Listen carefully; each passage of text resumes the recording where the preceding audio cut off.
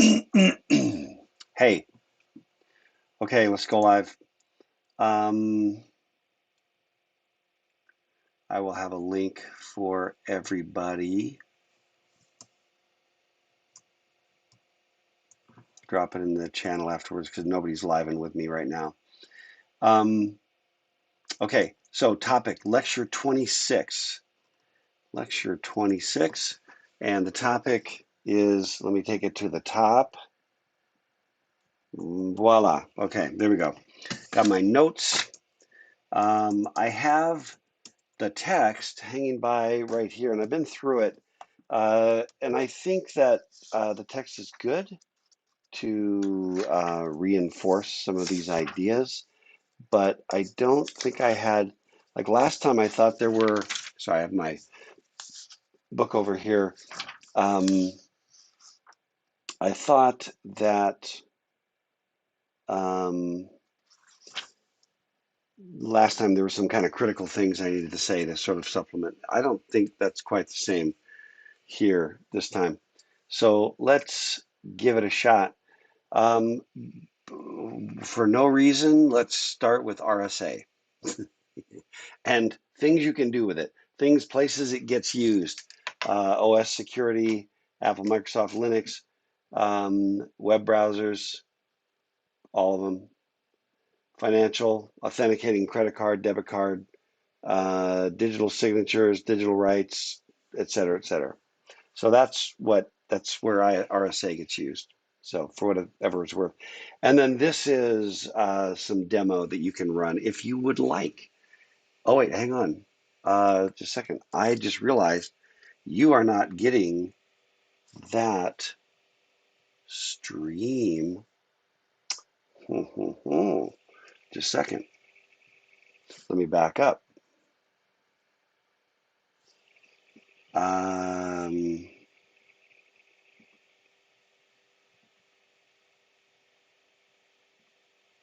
Hey, there we go.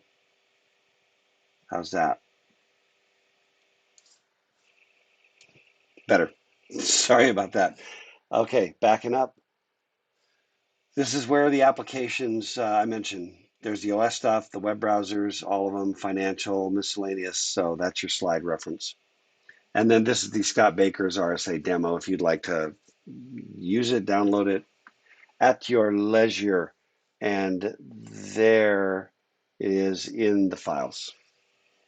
Okay. Okay, let me see something.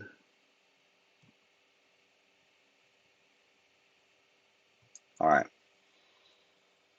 So we talked about message digest. Now I want to just show you, just remind you again how the thing works with the message digest. We take the, hang on a sec. Hopefully you can see my mouse here. Yeah, it's a little faint. But the sender takes a message, and in this case, we're just saying it's plain text. It doesn't have to be, but we're saying it is. And we apply this message digest algorithm to create this sort of like a checksum or a value, like a hash value that comes from that message. We encode it with a symmetric key cipher, then we send it, then we decode it via this shared key.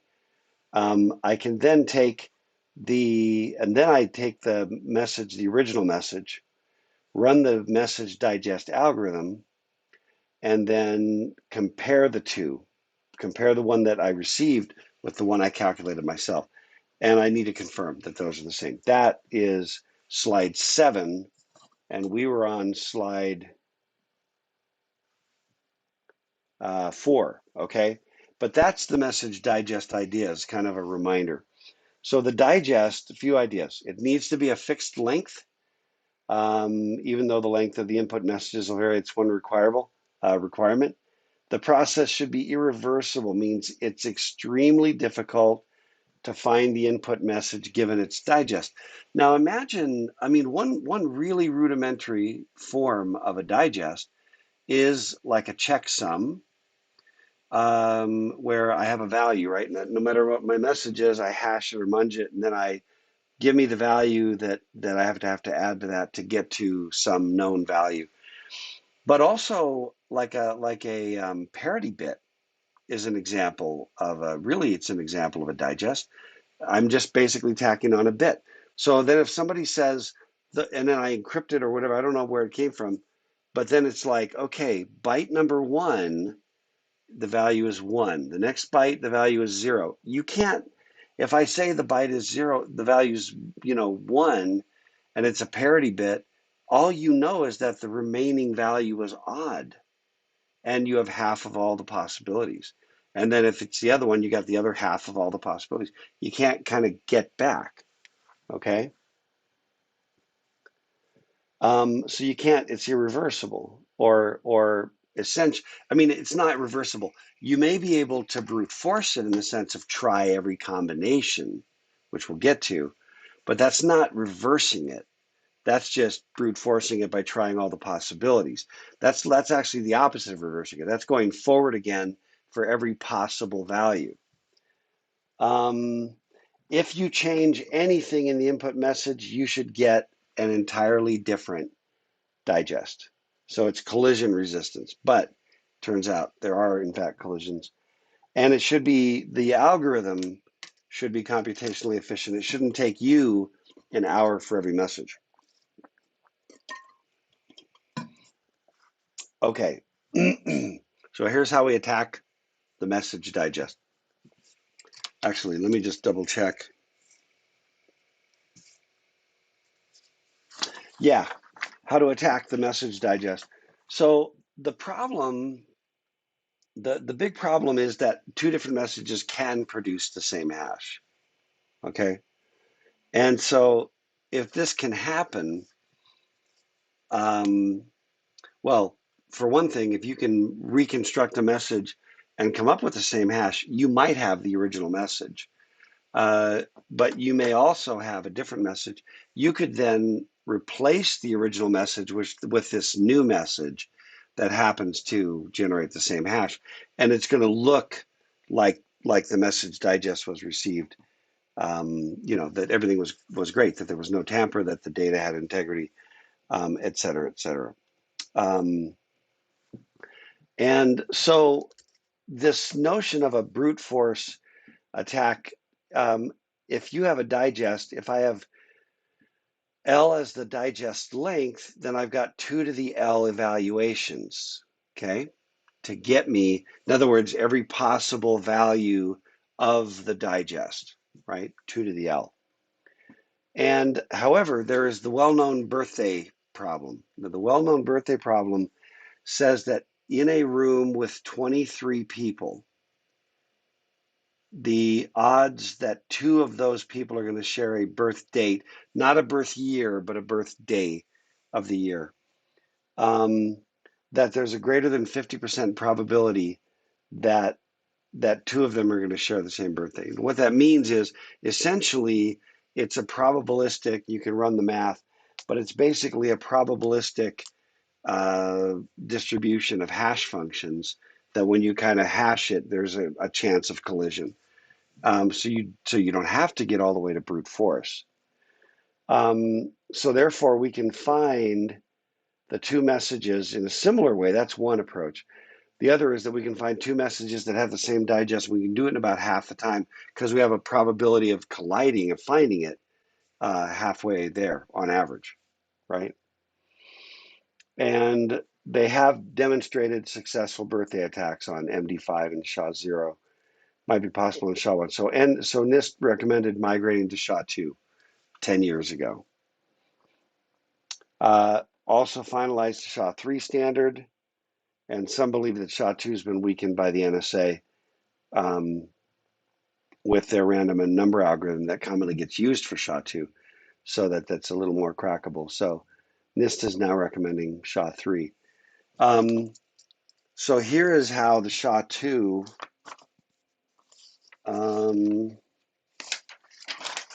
just double checking my notes.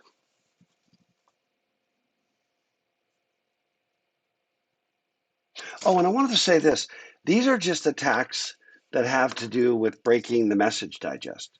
Even if you break the message digest, you might be looking at the digest of an encrypted message. So there's other things you have to still kind of get your way to, but this just has to do with the notion of saying this is the same as that. So just kind of keep that in mind. And the other thing to just kind of keep in mind when I mentioned that these other ones are compromised, that MD5 and SHA-0 and whatever, it's basically an ongoing arms race. That's the bottom line, where you've got government, organized crime, hackers, researchers, the public. It's an ongoing arms race. That's kind of the key. So here's how SHA works. It's actually pretty straightforward. We're a little reminiscent of DES, but I have this message and I pad it so that it's mod 512. So it's on an even 512-bit boundary. I take the first 512 bits and I take an initial digest, and the initial digest is I append a 64-bit trailer that has the message length in bits.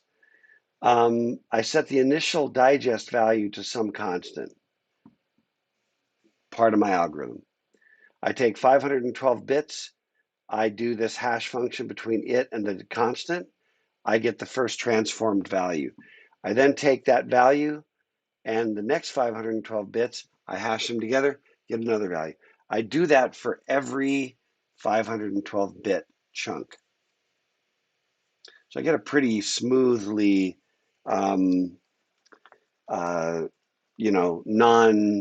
non-pattern rich, very smooth looking data. That's it. And then when I'm done, I just append it to the end of the message after I encrypt it. Let me see. So what's interesting is this is SHA-2, some data points. MD5 can do 85 megabits per second of transformation, DES 36 megabits, and RSA only a kbit. Very slow. That's the punchline. It's very, very slow. We don't go into the transform at all, which I'm quite happy with. And then we call this thing a data integrity protocol, which is, what this slide's about. And we call them also protocols that use a shared symmetric key are called message authentication codes. All right. So here's the idea. That's really all we already talked about. There's a shared key. We went through the slide already. And so here's some new topic, context shift. Another one of the famous shifts in context. The entire point of digital signatures is that they get attached to a message, and there's no way anybody other than the sender could have sent it. That's the idea behind digital signatures. We'll kind of walk through it. And there is a test question on this one, which I'll talk about because it's a horrible question. So number one, it's 4 bullet points. Number one, the signature guarantees the integrity of the message and also guarantees the identity of the sender, authenticates the sender. In short, it prevents forgery, okay? So only the sender can sign the document, so the receiver can't falsify the sender's signature. I can't say, hey, everybody, here's something from Coca-Cola, but it's actually me. I can't forge this. Here's a Rembrandt, here's a Van Gogh. There's no forgeries. So I can't, create a forged document and then pass it off. For example, here's a check given to me by my bank, and I can show you that it came from my bank, or from somebody else's bank, from Coca-Cola. I don't know. I'm picking on Coca-Cola, but you just pick a company, Boeing, and so Boeing can, I can say I got a check from Boeing, go cash it, and it's like, yep, this sure did come from Boeing. That's a forgery, right?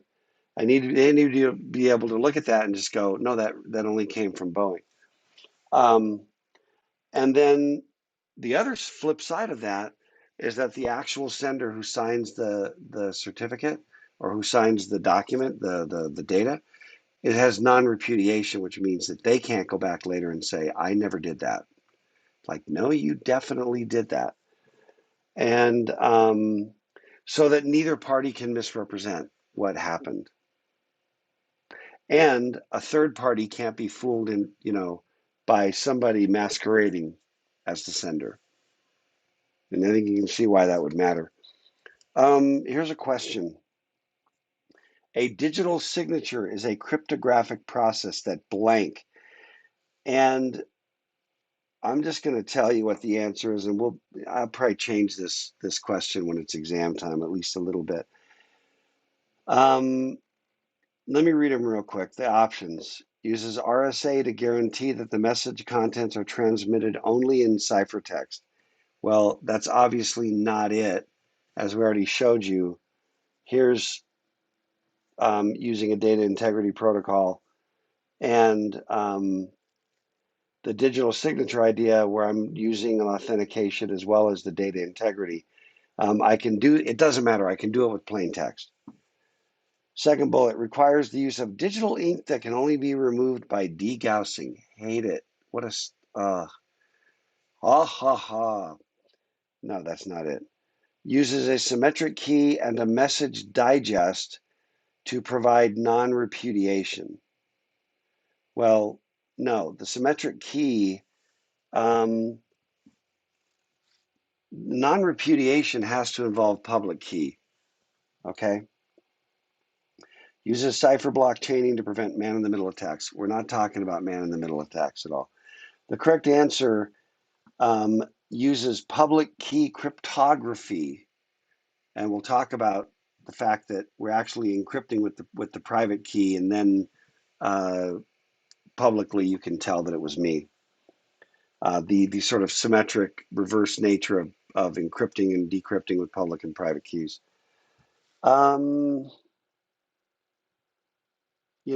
Uses public key cryptography and a message digest to provide message integrity and authentication of the sender. That is basically the first bullet. Okay. Enough of that. I really, again and again and again, I dislike those questions. Okay, let's hit some terminology. And there's some interesting stuff. Where are we? Slide, 26.9. Yeah, message digest. So that's the thing that gets appended back to the picture. That's the digest right here. It's the thing that gets appended on like a checksum. And that allows us to have reliability. There's a data integrity protocol that encrypts the message to prevent tampering. So it's the message digest plus the encryption of the digest with a symmetric key. Okay. Hang on a second.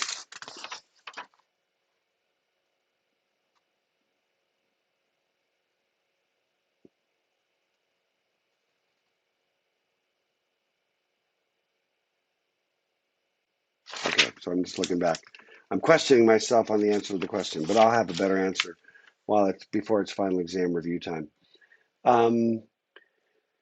Data integrity protocol encrypts the message digest and message digest plus encryption with symmetric key. Digital signature adds a guarantee of the sender's identity, non-repudiation. You got the message digest plus the encryption of the digest with a private key, like RSA. Okay. That's a digital signature. It gets you non-repudiation. I was just looking back. Yeah, I was correct on the previous question thing. This is the interesting thing. We go over here to number 10, is what you can do is you take the message. This is using a SHA with RSA encryption, is I do this SHA message digest, right, to produce a message digest created by the SHA algorithm. I encrypt it with the private key. Normally, someone wants to send me a message, they encrypt with my public key. I get it, I decrypt with my private key, and then our message is secure. But this idea of digital signature, flipping that is actually really, really cool. Essentially, what I'm doing is I encrypt it with my private key. Now, anybody with my public key, which is public, can tell that it came from me. It goes the other direction, which is a very, very cool idea. Um, anyway, I encrypt the digest, then I decrypt the digest. Then I do the same thing, grab the original message, do the SHA, compare them, see if they're the same. Very cool. Um, and I want to just say one other thing about digital signatures and kind of digital identity. This is an interesting dilemma always, right? You've all gone through difficult struggles where you're trying, someone's like, you're trying to prove that it's you. The various levels of security, it changes from you know, company to company. One of the weirdest ones I've ever dealt with is like the IRS. It's just, there's just some interesting struggles. But we appreciate that somebody can't just go to a bank. But on the other hand, you know, I don't look anything like my driver's license, and yet that seems to be okay. Can I see an ID, please? I'm hauling around with this. It's more just like the odds are low that there's conflict. Digital signatures, in many respects, so much more secure. I'll give you an example. I was in the bank the other day and I was depositing a check, and they said it's going to be like 7 days for this check to clear. And I'm like, why is it 7 days? Well, relatively new account. I'm like, really? Okay. And if it's not relatively new, how long do I have to wait? 2 days. I like that better. But he said, unless you can provide a pay stub. Like I thought I did that when I opened the account. But anyway, so I pull up my phone and I log into UVU, flip, flip, flip, log, and the next thing you know, I'm on payroll, I'm on HR. I pull up my paycheck, my pay stub, and I show it to him. And he goes, well, I need to see it in person. That's literally what he said. I need to see your pay stub in person. And I said, I haven't received a paper paycheck stub for 20 years or something. This is the only pay stub that exists. Now, if you want me to loan me a printer so I can print it onto a piece of paper and then you look at it, I'm happy to do that. But, you know, this is me. So I think he realized how silly it was. I had another one, but this is about, I don't know what it's about. Identification? I don't know. But I had one, um, 20 years ago. I had moved 21, almost 22, 21 years ago. I'd moved to Utah to join the faculty at BYU back then. And I was at my office and I was trying to set up, like, get the phone hooked up or get electrical or doing something with the house. And I remember, going through setting this thing up on the phone, and they're like, okay, for that, they're like, okay, so we need to talk to your wife as well. And I'm like, what? And they're like, yeah, we need to talk to your wife. And I was like, because it was in both of our names. And so I just went, okay, hang on a second. And I just sat there for like 5 seconds. And then I said, without changing my voice, without like attempting to sound like a woman, I said, hi, this is Elena. And the lady starts laughing and she goes, sir. And I said, ask me the questions. And she goes, sir, I can't. And I'm like, look, You have a set of questions that validates my identity. I can answer those questions, proving to you through your system that I am who I say I am. Now, please ask me the questions. And she goes, sir, I'll lose my job. I'm like, okay. Then I had to do something like, this is back before smartphones. This is 2000, so eventually I did some kind of sorry, cleaning my glasses while I'm talking to you. No, I had to do some kind of uh, get on my speakerphone, get the speakerphone, put the speakerphones together with an analog to analog connectivity. It was bizarre. But anyway, those are true stories. Okay, let's talk about predistribution keys. This is the idea that there are keys that are known, like public and private keys, that we have to somehow distribute. We have to share the public and the private, keys. And one of the big struggles, which we'll talk about, is even spreading public keys. They have to be trusted. I mean, I have to know that this really is the public key for Boeing, the public key for my bank, the public key for whatever, right? Um, but these are the ideas. There is this notion of a pre-distributed key that's available before communication and typically used for a long time. And it could be provided like some out-of-band methods, like in person, which is crazy, or you know, communicating the key somehow. A session key is generated on the fly. These are like one conversation between two endpoints. Used, thrown away, used, thrown away. And that allows us to I can use inefficient key ciphers like RSA because all I'm encoding are the keys. Then I move the keys around, encode the keys using RSA, which is a good security, but it's very slow. But the keys are very small, so it's okay. I'm not trying to encode, every message I send, every email I send, every MP3 I send, every text file, every Word doc. I'm not encoding everything. I'm just encoding the keys. Then I can create a session key. That session will work for that exchange, and it'll be a lot faster to do the encoding. Okay. Um, yeah. Okay. Now this one let me just explain, it's XKCD and I love XKCD. But here's the thing. I'll just give you the inside jokes here. Schneier is Bruce Schneier. Hang on. Bruce Schneier. This is my copy of Schneier on Security, and yes, I have read it. Schneier also wrote the definitive book on crypto, which I also have. That's Schneier. Revest is one of the RSA initials, R for RSA. So so that's who Schneier and Revest are. And then in the literature for security, the two parties trying to exchange data securely are always called Bob and Alice, Alice and Bob.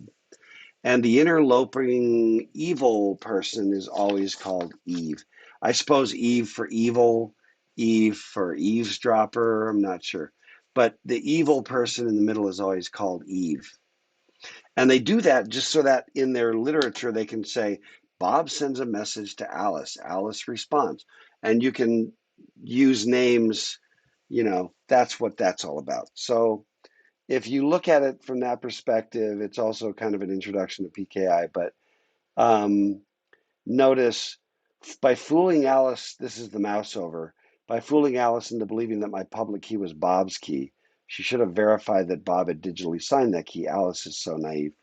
So anyway, it's sort of funny if you understand who Bob and Alice are. And then a little bit about public key authenticated signatures. I don't know. It's some solid nerd humor anyway. So that's supposedly the introduction into public key infrastructure. Here's the idea with public key infrastructure. You got all these keys running around. PKI, public key infrastructure, is really all about authenticating where the keys come from so we can believe that the keys belong to who they claim to belong to. Now, remember using RSA, to encrypt, short-lived keys, session keys. But there's just the whole notion of how do we trust all these people, right? And so these are ways to exchanging, right? One is face to face. Pretty good privacy. PGP is a little bit like that. You can also set up a secure server to automate the key distribution. Kerberos works that way, requires a bunch of specialized crap, or common approach. You use certification authorities like DigiCert or Entrust to digitally sign the pre-distribution keys, so you know that they're intact, they're protected, and you know who they came from, right? And we do this with the X.509 public key certificates. We use this with email, web browsers, VPNs, and I think um, yeah, this is where you can, when you look on a browser and you'll see the little padlock insignia, that tells you that the certificate's valid. It is who they say it is. Now, how do you attack a digital signature? The basic way that you attack a digital signature is you're encrypting with a, you basically get somebody or some group of people to believe in a bogus public-private pair. How do you do that? Well, so if we can fool the receiver into believing that the bogus pair is real, that it actually, that we believe that it's really the person they're impersonating, but it's not. And then the attacker could forge or modify a message, which isn't a secret anymore. So if I can get you to encrypt with a bogus RSA private key, because whatever, it's wrong, then I can decrypt it and make it seem authentic, make the digest seem authentic, but it's not.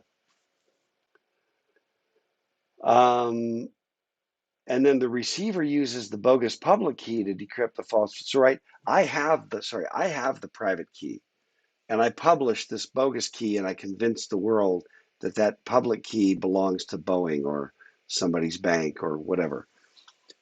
Now, I can do all kinds of stuff. Um, all right. I mean, yeah, what else to say about that? Um,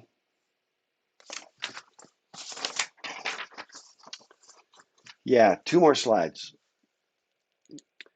So, digital signature versus public key certificates.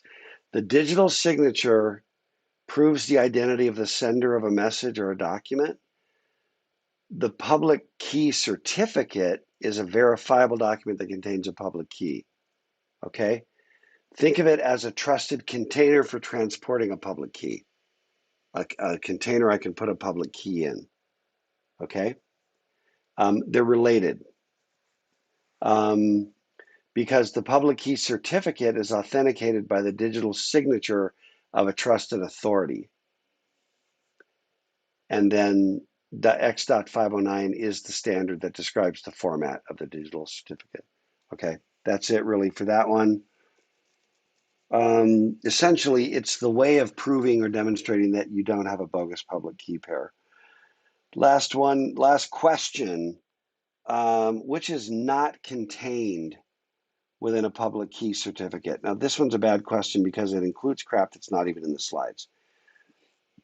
But it does contain a public key. It's a container for a public key. One of the questions is a shared symmetric key. That's how you can discount it. Okay, and then the last slide just kind of introduces you to the kinds of public key certificates that are available.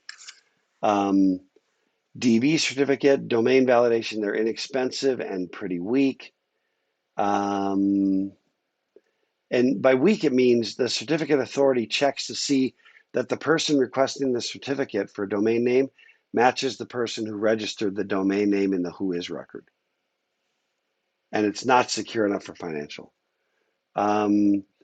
Organization validation requires some sort of verification of identity of the requester beyond WHOIS. Takes a bit of time.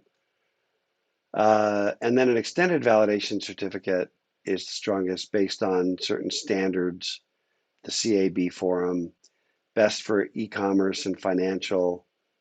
Browsers recognize the EV certificate with a padlock icon. So that's kind of the the bottom line. I have servers with digital certificates. It's always just a little bit of a pain, to manually update them and things like that. So that's the end. So that's the end of lecture 27. Sorry, 26. I was looking at my list. 27's up next. There are 2 lectures left, and there are, well, on the calendar, there's 5 weeks, 4.5 weeks left in the semester on the calendar. All the slides are, well, this week there's no class anyway because of the test 2, but all the slides are just continuing to go up on YouTube. So I got 2 to go. I'm going to try to finish those this week.